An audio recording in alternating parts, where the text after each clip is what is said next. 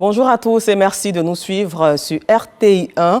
En Côte d'Ivoire, l'église méthodiste a un nouveau président. Il s'agit de l'évêque Séraphin Anomoudé et il a été investi hier dimanche au cours d'une cérémonie de prière au stade Félix Houphouët-Boigny d'Abidjan Plateau. Et parmi les invités de marque, le Premier ministre Robert Begré-Mambé, représentant le président de la République Alassane Ouattara, le compte-rendu de Victorine Yaoyoboué et Adam Akere. Le stade Félix Houphouët-Boigny transformé en un sanctuaire à ciel ouvert ce dimanche. Les chrétiens méthodistes de Côte d'Ivoire ont investi les lieux tôt le matin pour accueillir le nouveau président de leur église, le bishop Séraphin Anomoudé. Il succède au bishop Benjamin Boni, devenu le bishop honoraire de l'église méthodiste de Côte d'Ivoire.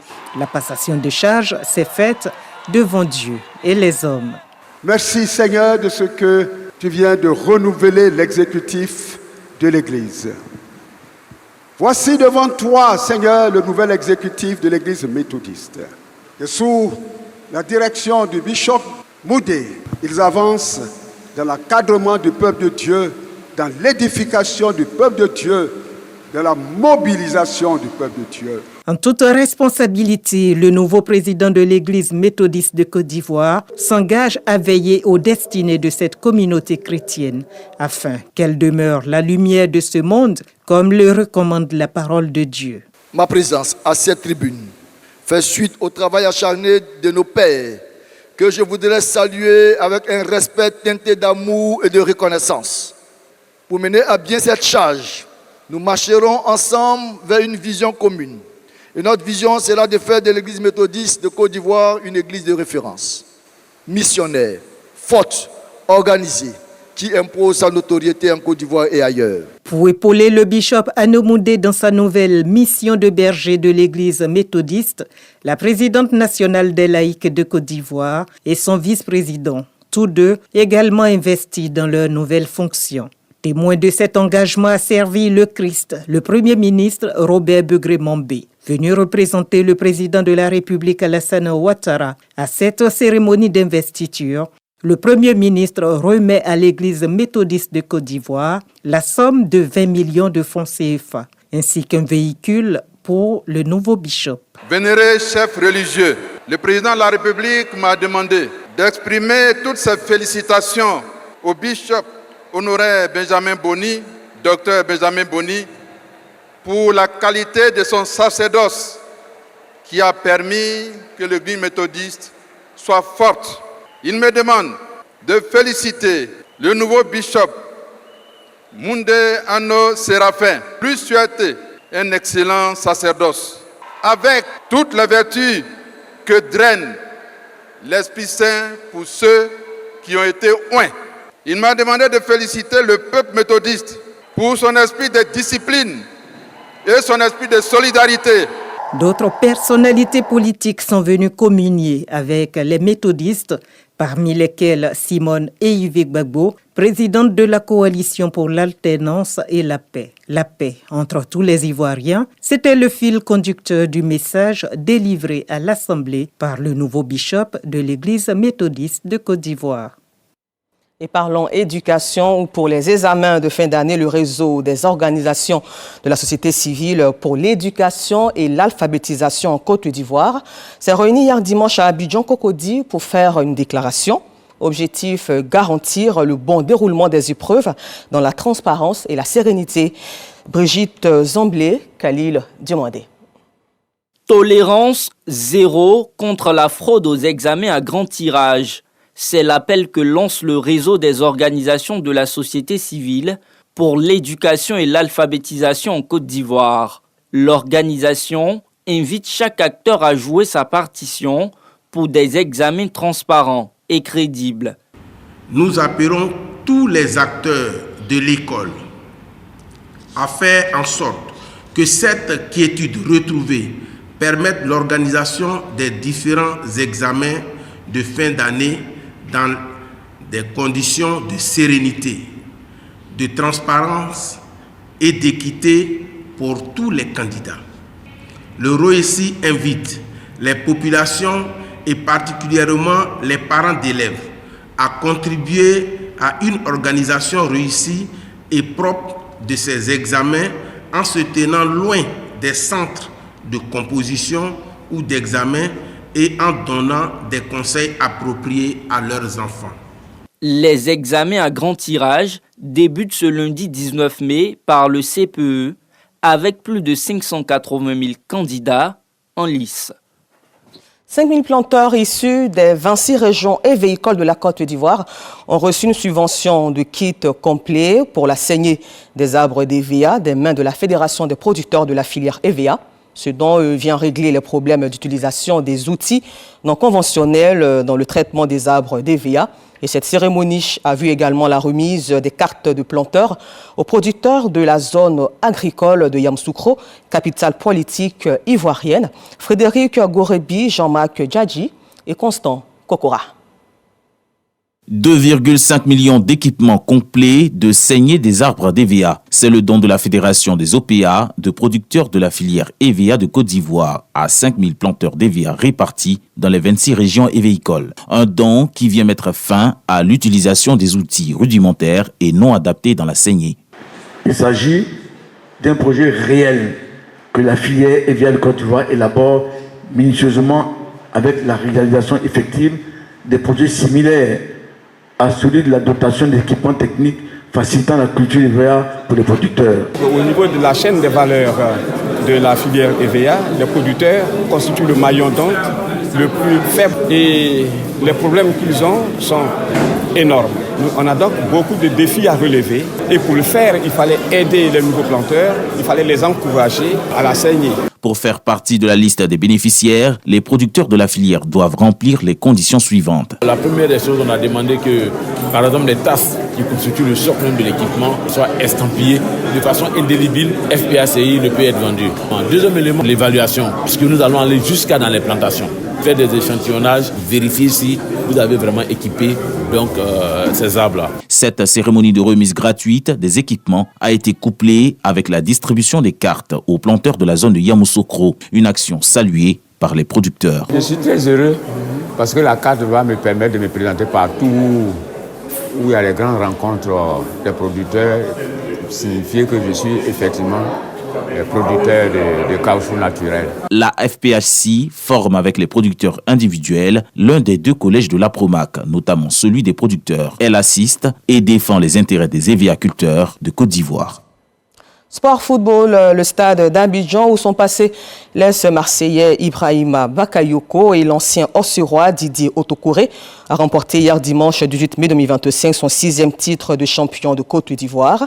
Le premier depuis 1969 pour le club entraîné par le jeune français Alessandre Lafitte au stade Robert Champroux d'Abidjan-Makori.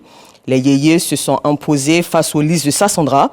Une victoire nette de 3-0 avec des réalisations signées Ben Kouyaté, Kassoum Konaté et Mansou Kouakou.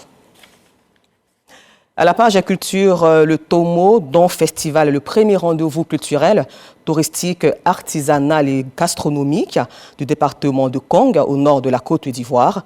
À côté donc de son aspect festif, ce festival est un moment de réflexion. À cet effet, un panel de haut niveau a réuni des experts nationaux et internationaux autour de Kong d'hier, d'aujourd'hui et demain, le témoignage de Soro Corona de RTI Boaké.